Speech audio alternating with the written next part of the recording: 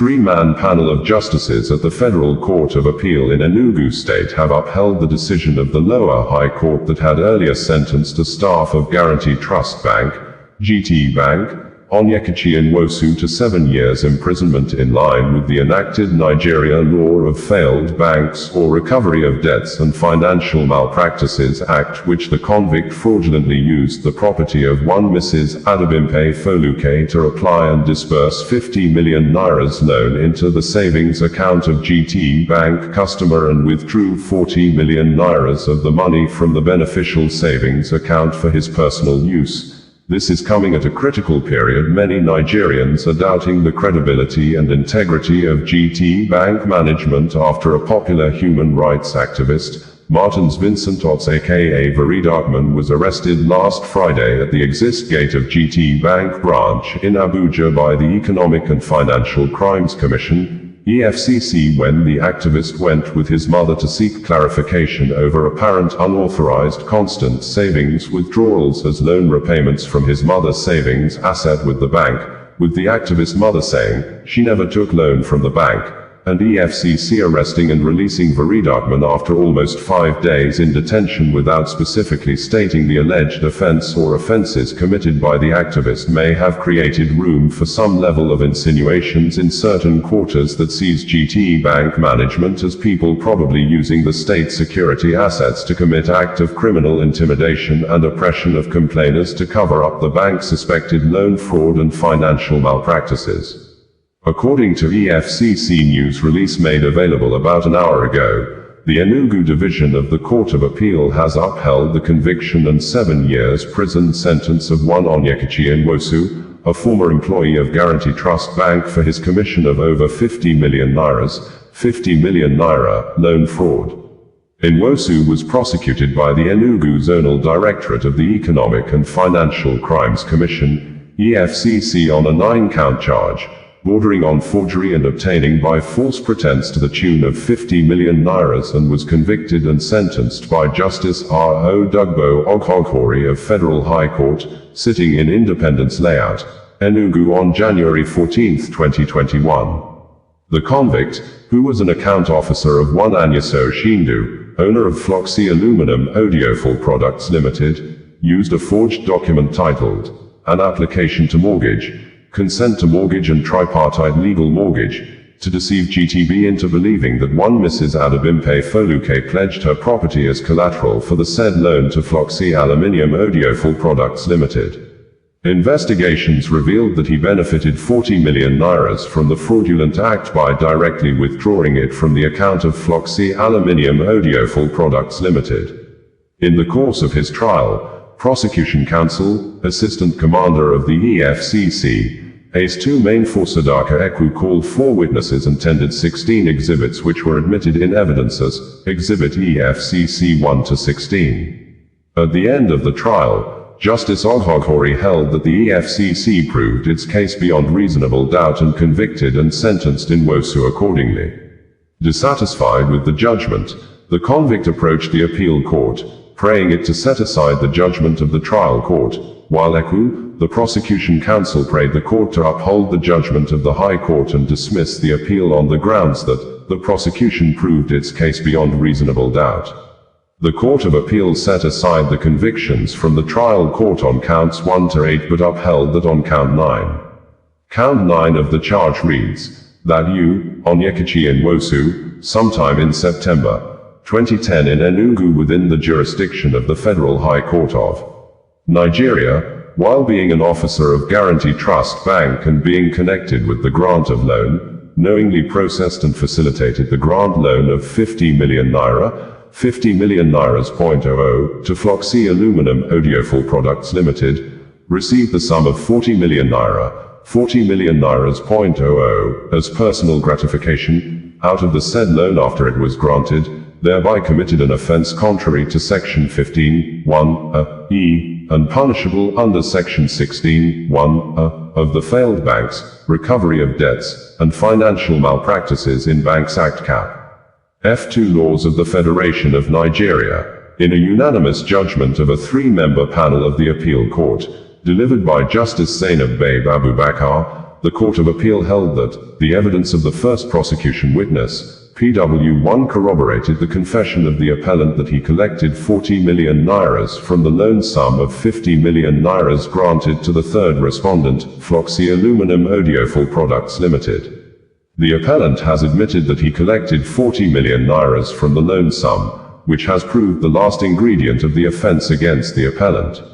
Consequently, the conviction of the appellant on this count 9 of the charge by the trial court was in order. In my humble view, the court said. It would be recalled that we had reported that the Nigeria Anti-Corruption Police, Economic and Financial Crimes Commission, EFCC, may have failed to state the alleged crime or crimes committed by a human rights activist, Martins Vincent Otse aka VeryDarkMan, since 5 days. Over 120 hours the anti-corruption police arrested him in Abuja when he went with his mother to GTBank to get clarification from the bank over constant apparent unauthorized withdrawals effected by the bank on the woman's savings account. Although VeryDarkMan was arrested alongside his friend, Stephen Avuara aka CPAC, but according to the statement issued by the activist lawyers' legal chamber, Deji Adeyanju and partners, Stephen Avuara was released shortly after he was arrested on Friday, with the chamber insisting that as at on Tuesday, EFCC have not been able to state the crime or crimes their client, VeryDarkMan, committed. Rather, as at on Monday, 4 operatives of the EFCC engaged the human rights activist in hours-long questions that borders on why he allegedly monetized his social media pages, his public comments about a gospel musician, his tax records and his source of income. This apparently authenticated the BBC report that the EFCC confirmed to it that VeryDarkMan was arrested and detained for cyber-talking, a BBC report which EFCC swiftly launched media war against the British media, tagging the BBC report as a fake news, and in retaliation, the BBC Pigeon replied EFCC with a post that its report is correct. And undoubtedly, the crime of cyber-talking may not be the duty of the EFCC, as such is apparently the constitutional responsibility of the Nigeria police force, and if true that the human rights activist was detained for cyber-talking, it shows that the country-ruling political party, the All Progressives Congress, APC, may have questions to answer. The APC had earlier issued threat message to the human rights activist after the activist called the Nigeria Senate President, Godswill Akpabio, out over the Senate President traveling to Rome in Italy to attend Pope Francis' burial, while almost daily killings and unabated high level of insecurity are observed in several states in the West Africa country, and furthermore, EFCC in a statement on Tuesday, only issued an apparent vague statement that he received series of petitions against the activist as a way to try to justify why the human rights activist was arrested and detained, but the Anti-Corruption Commission probably could not make any reasonable allegation against the human rights defender, even when the Commission confirmed in the statement that it has been investigating the allegations filed against VeryDarkMan before the activist was arrested in a commando-like style at the exit gate of GTBank. We had reported that there is apparent tension in Nigeria over the arrest of a popular human rights activist, Martins Vincent Otse aka VeryDarkMan or VDM, who was allegedly seized by Nigeria security operatives in a manner that have kept many wondering, suspecting acts of oppression and intimidation based on threats issued by the ruling political party, All Progressives Congress, APC, against the human rights activist, after the activist condemned the Nigeria Senate President, Godswill Akpabio, for traveling to Vatican in Italy to attend Pope Francis' burial ceremony, while, he said, the Senate President has failed to visit states where almost daily burial ceremonies are often held. In some states like Plateau, Benue, Kwara, Enugu and Ogun, states where gunmen, bandits are killing the Senate President fellow citizens in large numbers unabated in recent time in Nigeria, and angered by the talks, the APC South-South Zonal Organizing Secretary, Blessing Agbomhere, issued 7 days ultimatum to VeryDarkMan to apologize to the Senate President, who led 5-man federal government delegation to Rome to attend the late Catholic head funeral ceremony, but immediately, VeryDarkMan in a video issued the public apology to the victims of insecurity in the West Africa country, and in the video, he further accused and condemned the Senate President and other Nigeria leaders for being insensitivity to their institutional responsibilities of protecting lives, saying, "Insecurity, killing hundreds of people often in Nigeria is as a result of leadership failure on the part of the Senate President and members of the Bola Ahmed Tinubu-led government," and surprisingly, Deji Adeyanju, the lawyer to the activist, said that VeryDarkMan was arrested at Guaranty Trust Bank, GTB in Abuja on Friday in a more dehumanizing manner, and after he was trapped at the exit door at the GTB premises for 5 minutes, some security operatives came and covered his face with a black cloth before he was led away,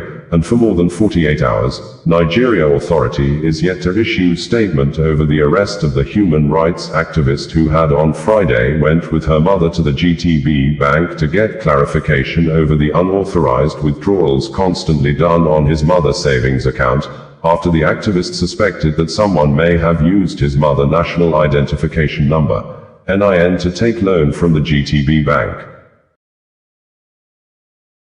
Hundreds of passengers ran out of 2 planes on Tuesday early morning night at San Francisco International Airport in the United States, after United Airlines flight Boeing 877 heading to Hong Kong kissed the wing of another United Airlines flight 863 destined for Sydney in Australia with some level of damages to both aircrafts while on ground operations preparing for takeoff, forcing almost 500,000 passengers inside the 2 large air carriers to deplane, and according to the U.S. Federal Aviation Administration, FAA, the incident did not cause harm to any of those on board the planes. This, the United Airlines saying it has removed the 2 planes from services to enable the aircraft engineer diagnose the level of damages and recommend appropriately for their repairs.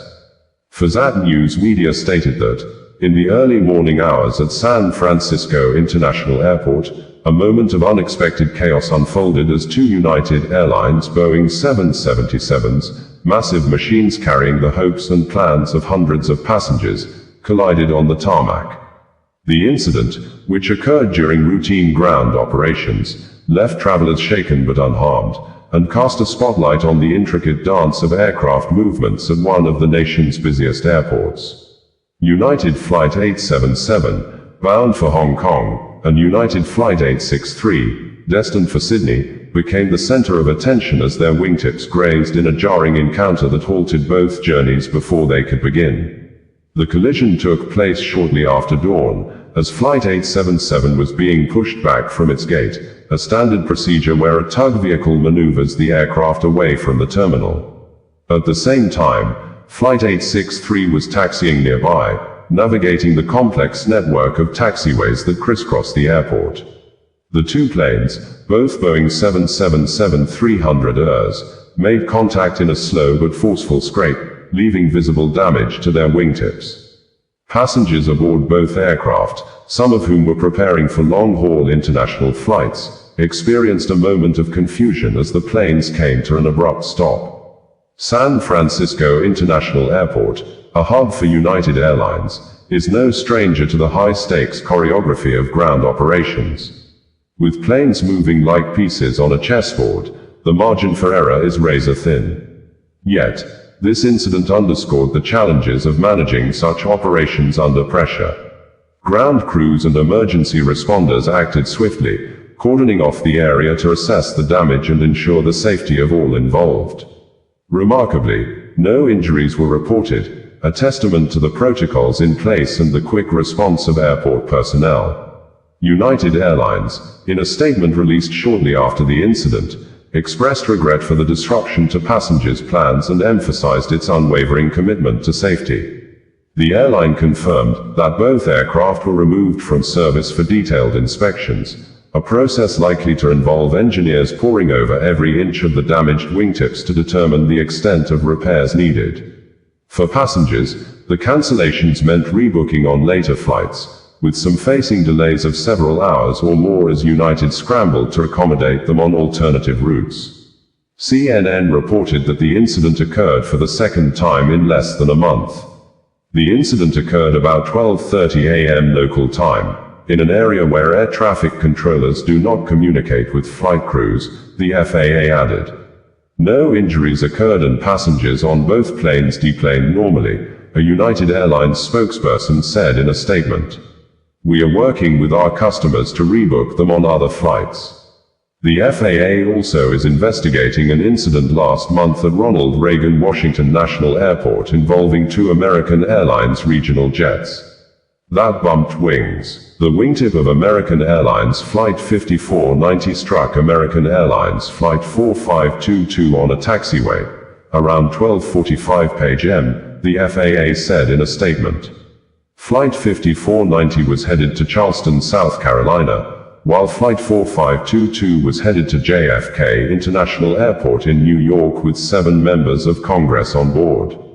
The April incident came as the Washington airport is coping with a series of recent incidents, including a mid-air collision in January that left 67 people dead and a military flyover in March that came dangerously close to a departing plane.